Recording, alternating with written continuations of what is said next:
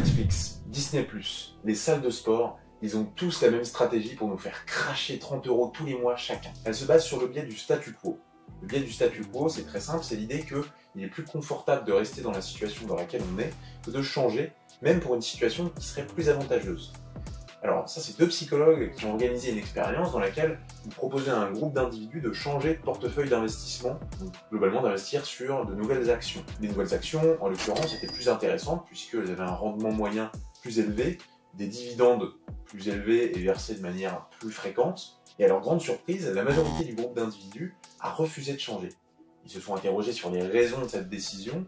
Et en fait, ça relève de 3 effets de levier assez puissants, dont notamment l'effet de dotation, dont on a déjà parlé. C'est l'idée que lorsqu'on possède quelque chose, on y accorde plus de valeur qu'une autre solution qui pourrait même être plus avantageuse objectivement.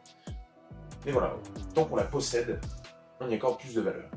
La deuxième, c'est l'aversion à la perte. L'aversion à la perte, là aussi, je crois que je l'ai déjà abordé. C'est l'idée que lorsqu'on vous propose de gagner 100 €, vous allez considérer que c'est 100 € la valeur de ce que vous allez gagner. Par contre, si on vous dit que vous allez potentiellement perdre 100 €, eh bien dans votre esprit, vous allez perdre non pas 100 € mais 200 € en moyenne. Et enfin, on a la flemme. Ça, c'est classique, juste, c'est tellement de charge mentale, d'effort, de réfléchir à une nouvelle solution, de choisir cette solution, de la mettre en place. On n'a pas envie de s'infliger ça, on a déjà assez de charge mentale. Je crois que vous comme moi, on est pareil. Et donc, pour écarter ces 3 biais, ces 3 effets de levier qui font partie du biais du statu quo, en tant que commercial, il va bien falloir faire comprendre à vos prospects qu'ils peuvent vous faire confiance. Pour éliminer l'effet de dotation, vous allez leur proposer effectivement un essai gratuit, vous allez les projeter dans la situation dans laquelle ils possèdent votre produit.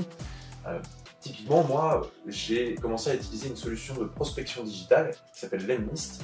C'est très puissant ce truc-là et j'avais que 14 jours pour l'essayer. 14 jours gratuits.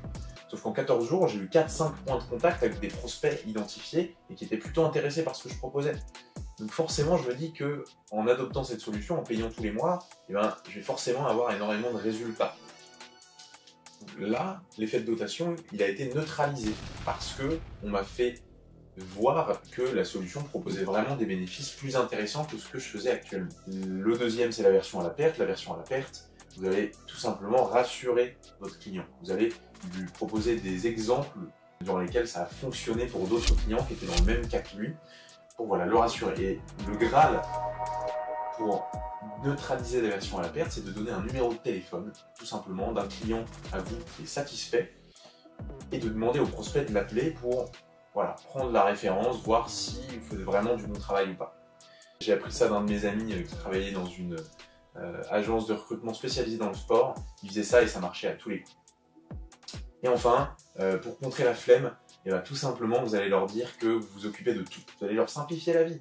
Vous allez leur dire, écoutez, vous avez besoin de signer un papier, de me faire un virement, et le reste, c'est moi qui fais. Et vous allez avoir de meilleurs résultats qu'avant. Robert Cialdini et son équipe de chercheurs ont cherché à déterminer comment faire baisser la consommation d'électricité des foyers à Beverly Hills. Ils ont tenté une expérience dans laquelle ils envoyaient en même temps que la facture d'électricité la norme moyenne de consommation et ils l'envoyaient évidemment à tous les foyers. Ce qui s'est passé, c'est que ceux qui consommaient moins que la moyenne, ils ont commencé à consommer plus parce qu'ils se sentaient au-dessus. Et ceux qui consommaient plus que la moyenne, ils ont commencé à baisser. Alors, pour contrer l'effet boomerang de ceux qui consommaient moins, qui maintenant consomment plus, ils ont tout simplement mis un petit sticker avec un smiley vert sur les fiches de consommation de ceux qui consommaient moins que la moyenne. Croyez-le ou non, ça a super bien marché. En fait, c'est comme ça qu'on peut réguler la consommation des foyers. C'est super malin et je pense que les gouvernements devraient s'en inspirer. Pourquoi il faut toujours offrir une tasse de café à nos prospects? En 2008, Lawrence Williams et John Bargh ont réalisé une expérience dans laquelle ils tendaient une tasse de café à un des participants à leur expérience, en lui demandant de le retenir pour quelques instants, et ensuite ils leur présentaient un personnage fictif ou réel, et ils leur demandaient d'évaluer si cette personne était plutôt chaleureuse ou plutôt froide.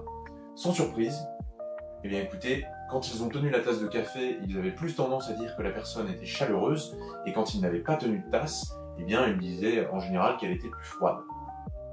C'est tout bête, mais ça venait éveiller l'inconscient de la personne, et en fait, elle considérait que la personne en face d'elle était plus chaleureuse. Donc, c'est un conseil tout bête, mais offrir une boisson chaude à la personne en face de vous, ça fait le café. Ça vous permet de paraître plus chaleureux et ça vous offre plus de chances de convertir ce prospect en client. Il faut arrêter d'analyser les résultats, il faut essayer de comprendre les moyens mis en place. Je vais vous raconter une histoire concernant l'heuristique de la représentativité. En 1944, la ville de Londres était bombardée par les Allemands quotidiennement. Et les Londoniens pensaient tous que les Allemands avaient une grande précision dans leurs tirs, puisqu'il semblait que les tirs et les bombardements étaient localisés autour de la Tamise. Évidemment, il y a des théories fumeuses qui sont sorties, comme quoi les espions allemands ils étaient localisés dans des quartiers éloignés de la Tamise. Mais quand on y regarde de plus près, la vérité elle est tout autre. Les Allemands ils tiraient au pif, ils n'avaient pas du tout de précision, c'était aléatoire comment ça tombait.